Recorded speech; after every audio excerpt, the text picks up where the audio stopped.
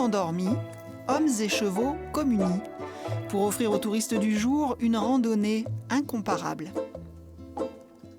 Ce matin, pendant qu'il ne fait pas encore trop chaud, on va profiter pour aller traverser les carrières des ocres.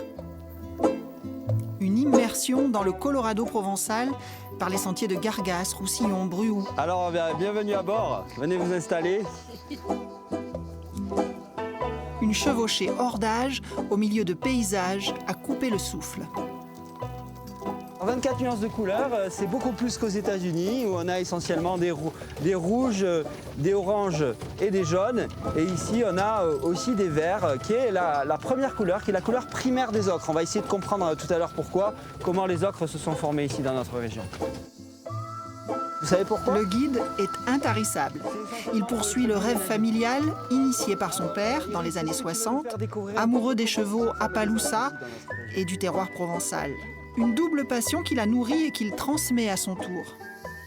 En chemin, Olivier Augier s'arrête pour veiller sur sa famille Appaloosa qui vient de s'agrandir. Salut papa.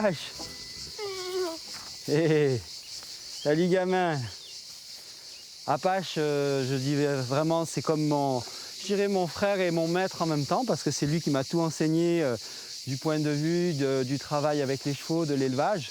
C'est lui qui m'a vraiment donné la passion, parce qu'il a vraiment ce don d'être avec nous, de coopérer. Et c'est un cheval vraiment qui a une présence qui est très forte avec l'humain. Place, c'est Apanan. Alors j'ai le plaisir de vous présenter ici le hameau des Astiers, qui est un hameau qui est très important dans l'histoire de l'ocre. Parce que c'est Jean-Étienne Astier qui a découvert en 1787 comment faire pour séparer le sable de l'ocre. «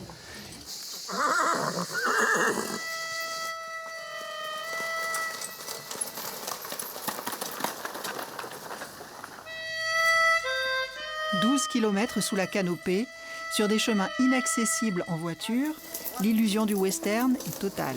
C'est la ruée vers l'ocre. Dans les carrières majestueuses, les cavernes mystérieuses auréolées de pigments. Je vais vous faire toucher le pigment pur.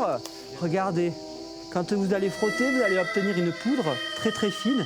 Et c'est cette poudre très très fine qui en fait est utilisée, mélangée à du jaune d'œuf par exemple, comme le faisaient Picasso ou Van Gogh à leur époque, pour leur tableau.